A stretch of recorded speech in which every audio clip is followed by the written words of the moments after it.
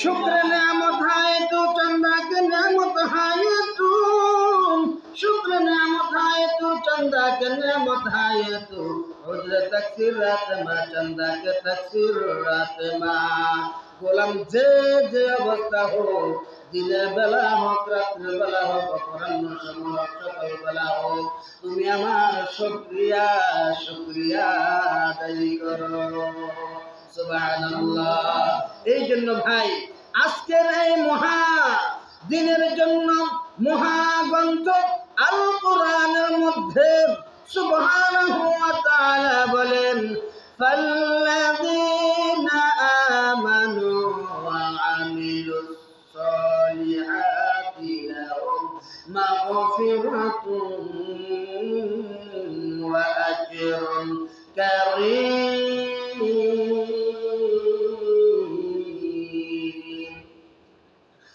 আহকামুল হাকিমিন রব্বুল আলামিন বলেন ফাল্লাযীনা ফা শব্দ লাগিয়ে বলেছেন অতঃপর কি অতঃপর ফা শব্দের অর্থ হলো অতঃপর মহান আল্লাহ তাআলা সংযুক্তির কথা এইখানে শেষ করেছেন শেষ করার পর পা দিয়ে আবার এখান থেকে টেনে নিয়েছেন এই জন্য বলা হলো ফা ফাল্লাযীনা আমানু অতঃপর যেই সকল ব্যক্তিরা যাহারা আমানু ঈমান আনবে আমানু ঈমান আনবে বসে থাকলে হবে না রে ভাই বাংলাদেশ এখন মডার্ন যুগ এই মডার্ন যুগের মধ্যে মডার্ন সময়ের মধ্যে বসে থাকা যায় না বসে থাকা যায় যায় না কিন্তু দোকানেও মানুষ গেলে সেইখানেও বসে থাকে না সেইখানেও অন্যান্য কথা অথবা কাজের কথা যের মধ্যে হোক না কেন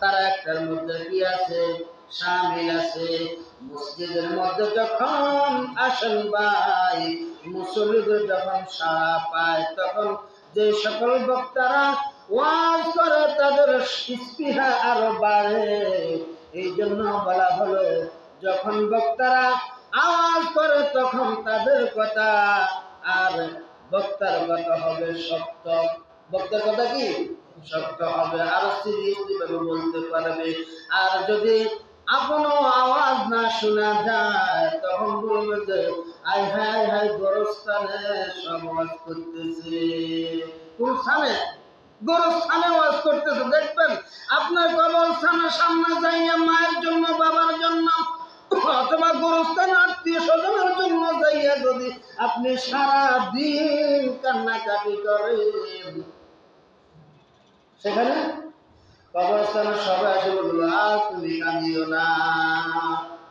গোরস্থানের সবাই আসে বললো তুমি আর কাঁদিও বললো তো আল্লাহুম্মা সাল্লি আলা সাইয়্যিদিনা মুহাম্মাদ ওয়া আলা আলি সাইয়্যিদিনা মাওলানা মুহাম্মাদ আল্লাহুম্মা সাল্লি আলা সাইয়্যিদিনা মাওলানা মুহাম্মাদ ওয়া আলা আলি সাইয়্যিদিনা মাওলানা মুহাম্মাদ কিন্তু যেদিন ডাক পড়িবে কবর মাঝে শুইতে করছ বন্ধু তার মাঝে বিষয়তে আল্লাহ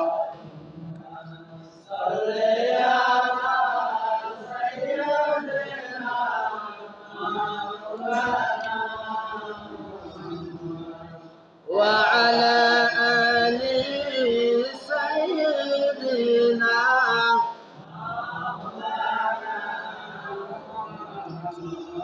চুল হইতে হবে শুরু খুর হইতে হবে হইতে হবে কালো এই ফুলের অন্ধকার। আল্লাহুম্মা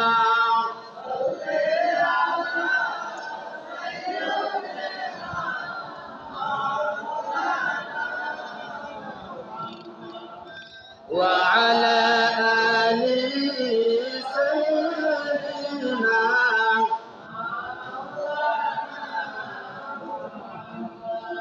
চিন্তা করে দেখার রাত্রে ঘুমে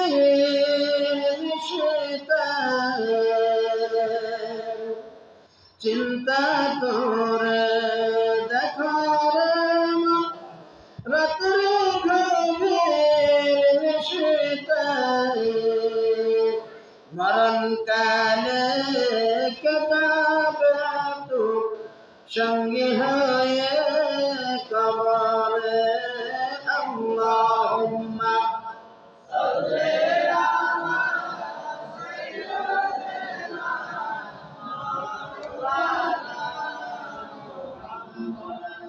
وعلى آل سيدنا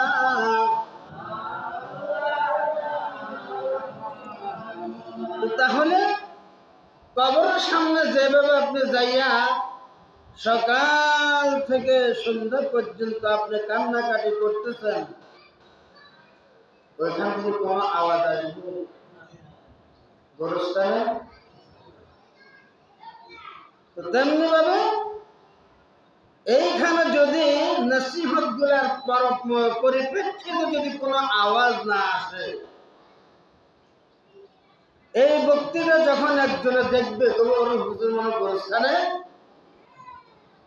কি করে কথা বলতেছে। সারা দেশে তো আপনাদের এই কথাগুলো পৌঁছে যায়, কিন্তু এই জন্য আপ্রাণ চেষ্টা করি আপনাদেরকে একটু চালাক করার জন্য, আপনাদের কথাটা সারা দেশে যা একটু সুনাম হোক। আমার মসজিদের এলাকার, মুসলিমদের এলাকার, সমাজের কমিটি, সমাজের সভাপতি, সেক্রেটারি, ক্যাশিয়ার, সদস্য যারা আছে, মুসলিম যারা আছে, সবাইকে একটু দেখো, চিনো করে জানো যারা এই অঞ্চলের মধ্যে এই সমস্ত লোকেরা আছে, মাশাআল্লাহ খুব ওরা চোকান্ন, কিন্তু আপনাদের মতো নয়। কি ওরা দেখি বলবে কি ওরা চোকান্ন, কিন্তু আমাদের মতো তারা বোকা নয়। তো এই জন্য যখন কোন বক্তা বক্তৃতা দেয়, নসিহত করে, শ্রোতাদের উচিত, শ্রোতাদের কর্তব্য হলো ওই জায়গার মধ্যে সুবহানাল্লাহ আলহামদুলিল্লাহ কি সাড়া দেওয়া। কি দেওয়া? সাড়া দেওয়া। শুধু তাই নয়, কি বলে চোখান্ন ভাবে মনোযোগ সহকারে কথাগুলা শোনা।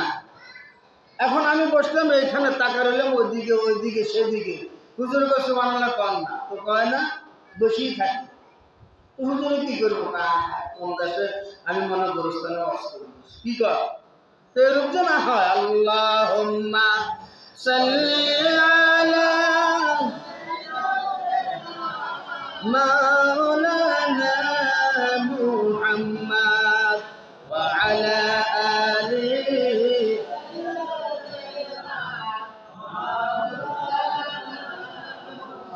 ফাল্লাযীনা আমানু।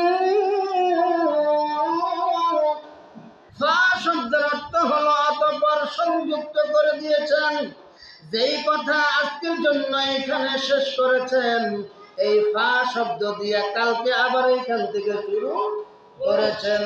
এই জন্য অতঃপর ও আমার ইমানদারওয়ালারা, ও আমার মুমিন ব্যক্তিরা, তোমরা একটু শোনো, তোমরা একটু শোনো। কি? আমানো, তোমরা যারা ঈমান আনবে, যারা ঈমান আনবে এবং আমার উপরে বিশ্বাস স্থাপন করবে, আমার উপরে কি করবে? বিশ্বাস স্থাপন করবে। ও মাগফিরাতুন ওয়া রিজকুন, আমি আল্লাহ তাদেরকে রিজিক বাড়াইয়া দিব। সুবহানাল্লাহ। কি বাড়াইয়া দিব? রিজিক। এক নাম্বার অভাব তো আমাদের কিসের? এক নাম্বার অভাব কিসের? রিজিকের। রিজিকের জন্য দেখবেন মানুষ দেশ ছাড়িয়া আবার ঘর ছাড়িয়া বাহিরে যায়, কি করেন? কিন্তু দেশ থেকে আবার অনেকে ঢাকা যায়, কি বলেন? কিসের জন্য? রিজিকের জন্য।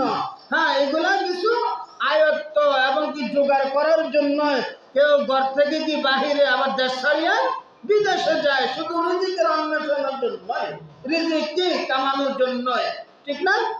তো মহান আল্লাহ তাআলা বলেন, এমন সময় তোমাদের আসবে রে ও গোলাম, যেই সময় তোমাদের এই সমস্ত ছাড়া আর কিছুই চলবে না। দুনিয়ার মধ্যে আমাদের এখন টাকা যদি না চলে, কিন্তু ধার হলো চলে, কিন্তু টাকার বিনিময়ে চাল ডাল হলো আমরা চলতে পারি, কি বলে? টাকা যদি না থাকে, ধান দিয়া চাউল দিয়া অন্যান্য জায়গা জমিন দিয়াও আমরা এগুলা যে কাজের দরকার সে কাজ ছাড়াইতে পারি, কি বলেন?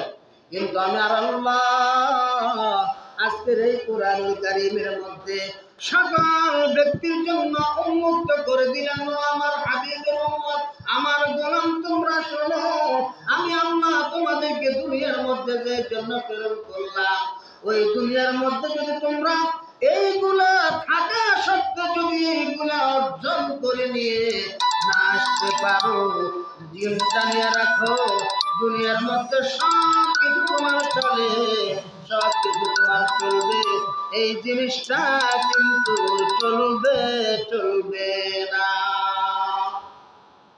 কি পাপ পরকালীনের মধ্যে যে নেকির জন্য তোমাদেরকে দুনিয়ার মধ্যে প্রেরণ করলাম, অর্জন না করে তুমি তোমার আসল ঠিকানার মধ্যে চলে গেলা, এটা কিন্তু দুনিয়া নয়। টাকার বিপরীতে ধান দিয়া চাল দিয়া বা অন্য জায়গা জমি দিয়ে তুমি বেড়া পার হবে, এটা ওই দুনিয়া নয়, এটা ওই দুনিয়া নয়।